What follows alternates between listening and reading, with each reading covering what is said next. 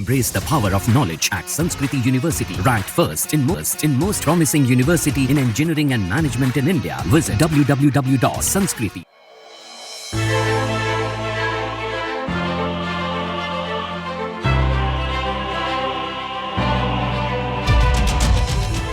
Israel ने बीते 17 सितंबर को लेबनान के अंदर हिजबुल्लाह लड़ाकों के पेजर में ब्लास्ट करके ईरान समर्थित चरमपंथी समूह को हैरान कर दिया था।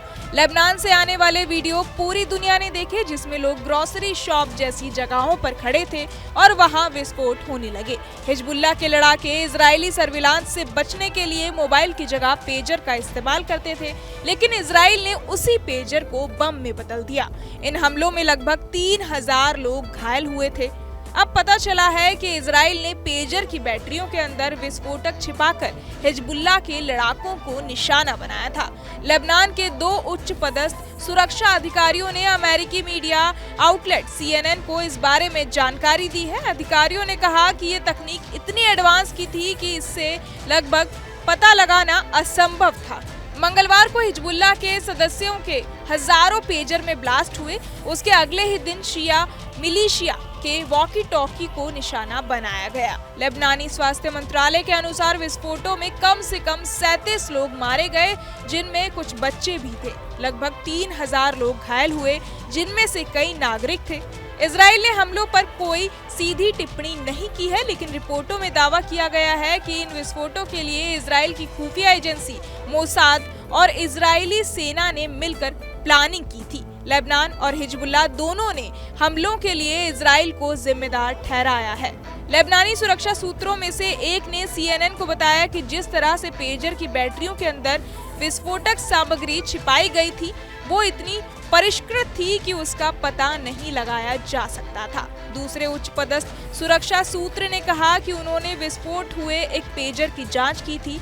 सूत्र ने बताया कि विस्फोटक सामग्री पेजर की लिथियम बैटरी के अंदर थी और उसे पता लगाना मुश्किल था। उन्होंने कहा कि ऐसा कुछ पहले कभी नहीं देखा था। विस्फोटों के फुटेज की समीक्षा करने वाले विशेषज्ञों का भी मानना है कि पेजर में विस्फोटक उपकरण छिपाए गए थे, जिन्हें सप्लाई से पहले उनमें लगाए जाने का संकेत मिलता है।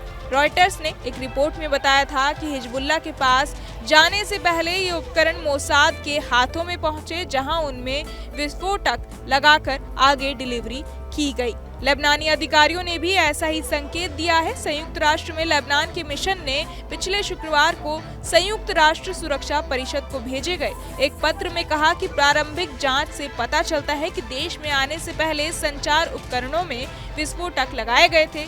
उन्हें इलेक्ट्रॉनिक संदेश भेजकर उपकरणों में विस्फोट किया गया। लेबनान के संयुक्त राष्ट्र मिशन ने कहा कि हमलों के लिए इजराइल जिम्मेदार था।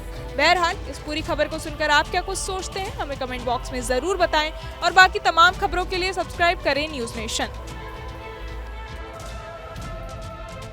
Embrace the power of knowledge at Sanskriti University. Ranked first in most promising university in engineering and management in India. Visit www.sanskriti. News nation अब व्हाट्सएप पर खबरों के ताजा अपडेट के लिए न्यूज नेशन के इस QR कोड को स्कैन करें।